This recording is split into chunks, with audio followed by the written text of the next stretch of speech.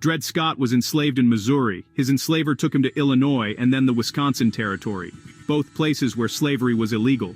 Scott later sued, arguing that because he'd lived on free soil, he should be free. Lower courts bounced the case around for years, and it made its way up to the United States Supreme Court. Chief Justice Roger Taney wrote the majority opinion, and it didn't just decide Scott's fate, it rewrote the rules of the entire country. First, the court said that people of African descent could not be citizens of the United States. Enslaved, free, if you're not a citizen, you can't even bring a case in federal court. So on that ground alone, Scott loses. But Taney went further.